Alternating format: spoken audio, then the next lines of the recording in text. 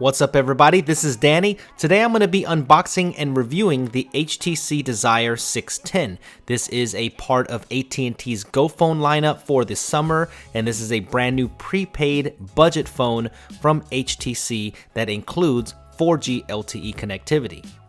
This phone is now available for $199 without a 2-year contract, so this is more geared towards for people that are looking for their first smartphone, or maybe for people that don't really need a flagship device.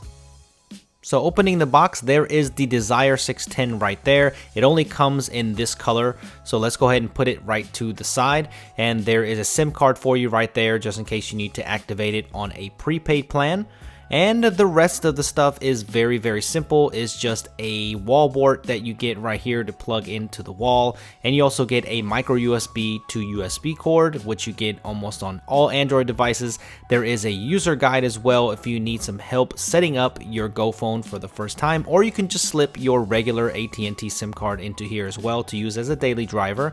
And you get a phone and feature guide, and you also get a safety and regulatory guide and a warranty statement, which you'll never look at.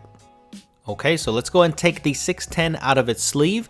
And the first thing you'll notice are some big bezels on the front, and on the back you will find some super glossy plastic. So if you're not a fan of glossy plastics, this is definitely not going to be the phone for you.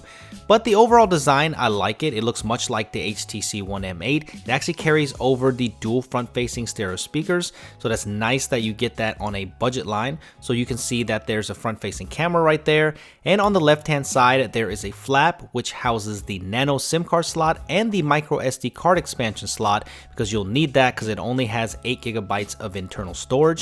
And up top you will find the 3.5mm headphone jack along with the power button, and if you look on the opposite side of that device you will find the volume rocker switch. Now you can see that there's a different texture here, more of a rubberized matte finish for grip, and on the bottom you will see the micro USB port. On the back, you will find a 8-megapixel camera, also with a single LED flash and a secondary microphone. The 610 has a 4.7-inch 540 by 960 resolution display, so it's definitely not the sharpest out there, but even with this brightness on the maximum setting, it was definitely a challenge to see it outside because it is so reflective. But the challenges do not stop there. The 610 has some of the worst viewing angles I've ever seen on a phone. I mean, if you just tilt it just a little bit, as you can see there, it just washes out all the colors. It just turns yellow and you could barely see the display. Now, I've seen some bad viewing angles before, but I cannot make this up. You can see this on camera and people are going to get upset because they're like, wait, this is a budget phone. This is $200. You shouldn't be bashing the screen like that. But so is the Moto G, and it has a fantastic display and some great viewing angles. So this lower resolution, you can definitely see it. You're going to see the pixelation in the text and on graphics. You're definitely going to be able to see it. So definitely consider this before you buy the 610. As I stated before, I do like the design of the 610 overall, and there it is next to its flagship counterpart, which is the HTC One M8.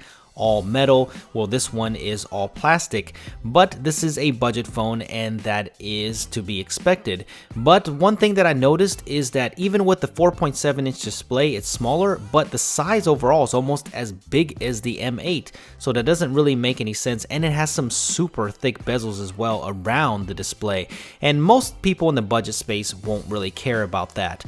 But the one-hand usability of this is a little bit questionable, because for a 4.7-inch device, this is very big, much bigger than something like the Moto X. And on the back, man, those fingerprints are crazy on this device. There are some great things about this phone, so let's go ahead and get to them.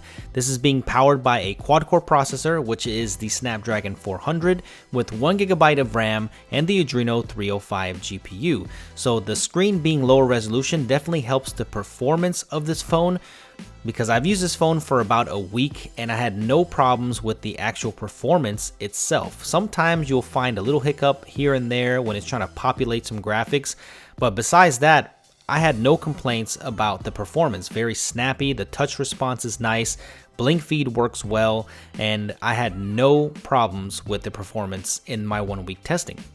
Well, I'll take that back. There is one thing, and I will show you that later on in this video. But if you actually go to the About section here and go to the software information, then you will find that it's running Android 4.4.2, which is nice, and it's also running the latest version of Sense, which is the latest software that actually the HTC One M8 runs. So that's very nice that that 6th Sense comes with the 610.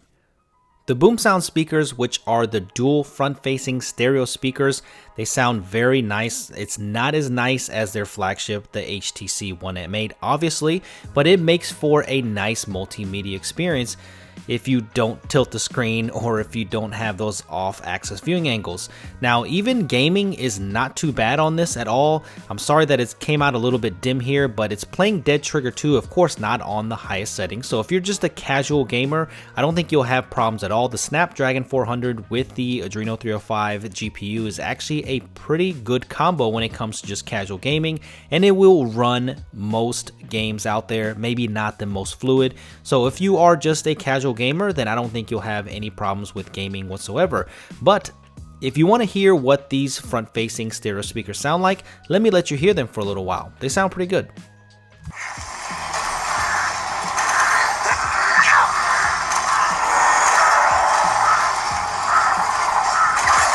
What do we have here?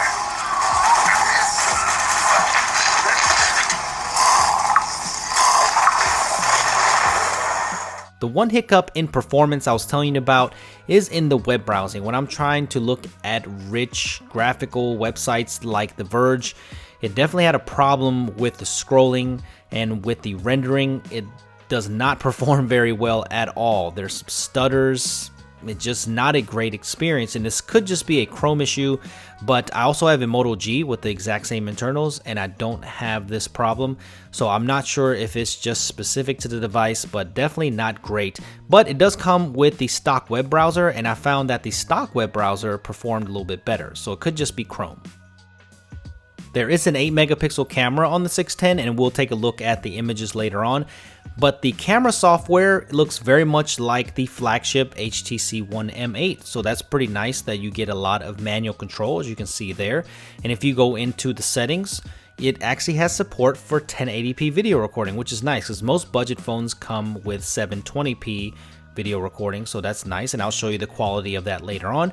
Go into the camera app and you'll see that there's a lot of manual control there on the bottom, white balance, ISO, so that's very cool for people that want to take control of this camera. Some filters too, and you can look at and change the crop and the resolution and turn the grid on, so pretty much like the HTC One M8 camera software. And the focus is not too bad, it's pretty fast, and the shutter speed is pretty good as well, as you can see. Snaps pictures pretty quickly and has support for burst shots as well. HTC Zoe is also here. It's a nice way of sharing your videos and your photos. It actually puts together all of the photos and videos into a nice little slideshow reel with music and some effects, so that's a pretty nice way of sharing your content. The 8 megapixel camera can take a decent shot in good lighting, but the one thing that I noticed consistently is the color replication. I shot these photos outside, and as you can see that the colors are not quite correct here, and the rose is really oversaturated, and the leaves there, as you can see, has a bluish hue to them, and the color replication is definitely not right. But if you're looking for something that you just want to post to Instagram, Facebook, and Twitter, then I think this will be an okay camera for you. But once you start taking it inside, it definitely starts to fall apart there. It's grainy, lots of noise, and the sharpness is lost. So if you're looking for a good indoor camera, then this is not it. But the 1080p recording is not that bad. It actually is pretty decently sharp, but I didn't find a autofocus at all in the video. But if you just tap to focus, you can do that. And the macro is pretty good, but you can see it's very overexposed video here when you go into macro mode. And once you get in good lighting though, you can take some decent video. So not the best camera overall, but it'll do for social media sharing. The call quality on the AT&T network was decent. The earpiece is nice and loud, and the speakerphone is nice as well. Now, not the clearest voice call quality I've heard, but it definitely does its job. And the 4G LTE connectivity is nice as well. The reception is good due to its plastic body, and so is the Wi-Fi connection. Now, the battery might be a problem for some people. If you keep the screen on auto brightness, you can probably make it about 10 hours, but for a heavy user, you might not make it through the day. So I was able to get about 10 hours battery life, so if that's enough for you, then this phone might be adequate. But for heavy users, I think you may need to charge your phone probably towards the end of the day, especially if you have to have the screen at the brightest setting because you're outside a lot. Alright, well, let's go ahead and sum things up. So what do I think about the HTC Desire 610? I think that it's a decent budget phone, but the screen is what really kills me on this phone. And I know it's a budget device, and I know the resolution, I don't expect a whole lot, but the viewing angles are absolutely terrible on this. And if you saw this in person, you would know what I mean. The resolution with the off-axis viewing angles, it's very hard to use because you look at your screen all the time, and I think the screen is one of the biggest faults of this phone. The performance is pretty decent, and the camera is alright, and it actually has some good speakers, decent multimedia experience, but I think there are better options out there. I mean, the Moto G is even less than this, and they even have a Moto G LTE, so you don't have to even debate the LTE issue. And the build quality of this HTC is not too bad as well, but that plastic glossy back really just kills me. So I just think that there are better options for $200, especially the Nokia Lumia 635 that's on AT&T. That's $100, and it is Windows Phone, yes, and there are other better Android options out there, I think. So let me know what you think in the comment section below if you disagree, and make sure you subscribe to my channel if you haven't already. Make sure you follow me on Twitter at Super Scientific, and I will see you guys in the next video.